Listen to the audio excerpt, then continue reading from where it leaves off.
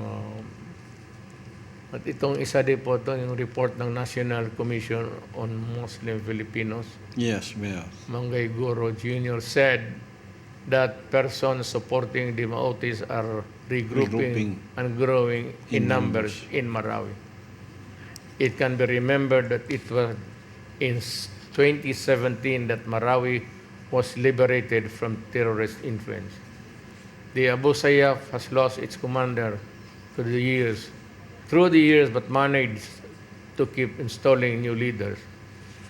On your comment on this, there would never be like revolutionaries. Every member of that, it could be a group of 10, 15, 20, 1,000. There are so many potential leaders there. Because a revolutionary has a special kind of a calibrated mind. Na ang gusto lang nito, he does not care about economic. All he wants is just to overthrow certain governments worldwide and take over. So whatever be the political persuasion of the revolting group against the status quo would be something that you have to sort out. But dito, we cannot afford to gamble on that. Mahirap lang tayo. Mahirap nga tayo sa mga criminal dito. I'm not saying that they are criminals. No, far from it. Pero dito, mahirap nga tayo mag-track down ng isa, dalawang mga criminal and ito pang mga terorista. You know, it's because the people from the South, I am not referring to the Moro people. The Moro people is a good people.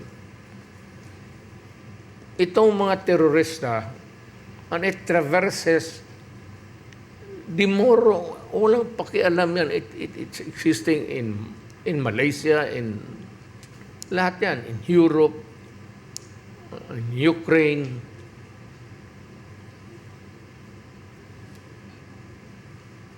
We all suffer from terrorism. I'm not saying that it is focused on the Muslim world. No, far from it. Not that I'm not thinking of that in that term. But rather the terrorist. Yun ang focus. Dito sa Pilipinas kasi ang karamihan terorista galing sa South. And sa South naman, hindi naman yung taga-roon eh.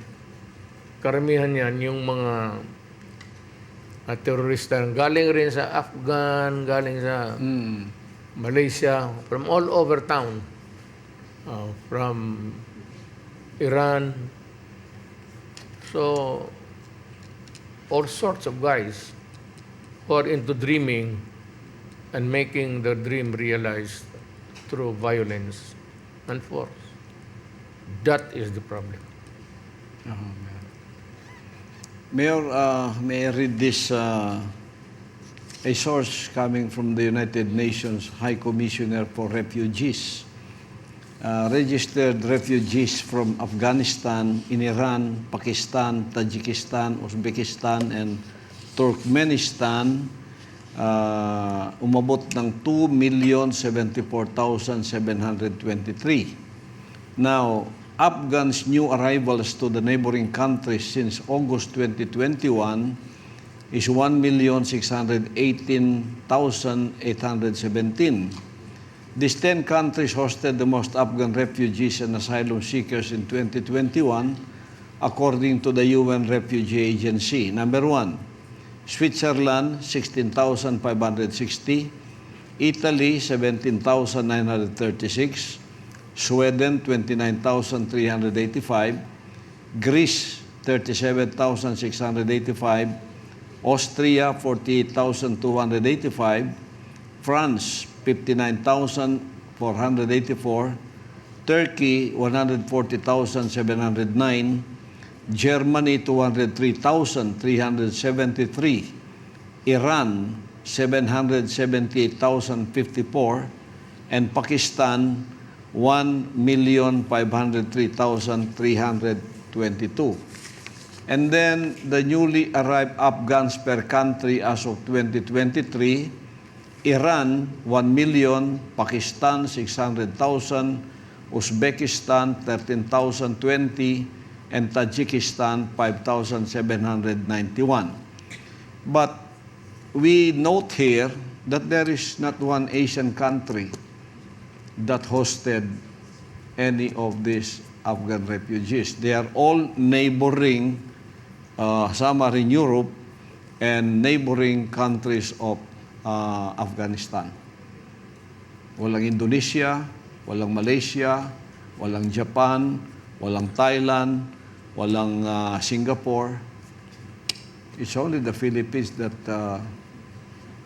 was mentioned here to bring refugees here. What can you say? If it might be a joke actually, Pastor, but yung countries mentioned that have accepted so far Afghan nationals, yung population niya maliliit eh. You know, the Philippines is just Very of small so many thousands, small islands, Luzon, Visayas, Mindanao, compared to the global land area, makunti masyado. And we are overcrowded here by 100, by now, 12 million. Marami na tayo dito. Samantalang itong sa Greece, Switzerland, walang tao. Ang bahay mo dito, nandun, 1 kilometro, isang bahay. Dito, dikit-dikit. No, Pilipinas, it's almost wall to wall. Your wall is my wall, and everybody's wall. It's because that's not really. Maybe there's space, but you have to talk talk about mountain ranges and everything. Itong mga to, it's progressive, and they can provide immediate economic assistance in terms of jobs and money.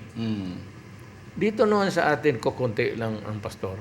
And we have poverty And also. we have, I said, this problem of Insurgency. insurgency. Yes, that's the most important one. Yan ang pinaka-problema dyan eh. Tayo kasi, it's just sa likod lang natin. Sometimes they call it the backdoor ang Mindanao. Ba't ano ba, front door? Ano ito, bahay? Backdoor, front door? You cannot be calling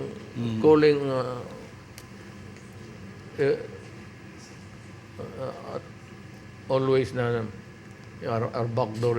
They are near. As a matter of fact, it's only 1 hour 30 minutes sa aeroplano. So, gaano kalaki ang Pilipinas? Wala.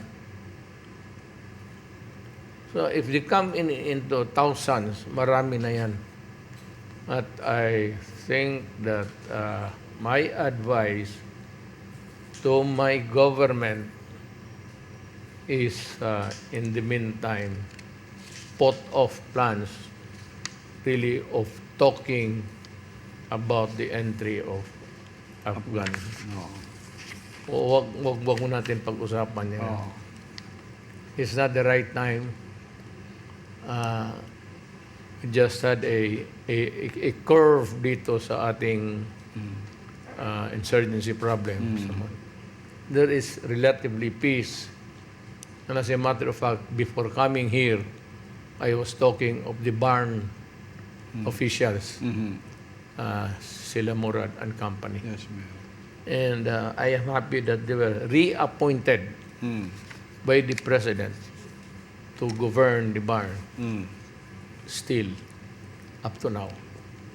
So they paid me a visit, and I'm very happy that because these guys we initially appointed are really competent. Barn is bago ba eh. It's just in the winning period. And we need more time in terms of structure and people to guide them in the meantime. Give or take a few more years, okay na yan. So, as sinabi ko rin sa kanila, you know, You were all rebels at the time. Mm. You know the consequences. When you are fighting, your enemy is my friend. Mm. So at that time you're fighting war, you would never have the good discernment to whether what ideology, what ano. Igera to eh. Who can supply the arms, the ammunitions, and whatever, the bombs. And so, mahirap. Wag na muna.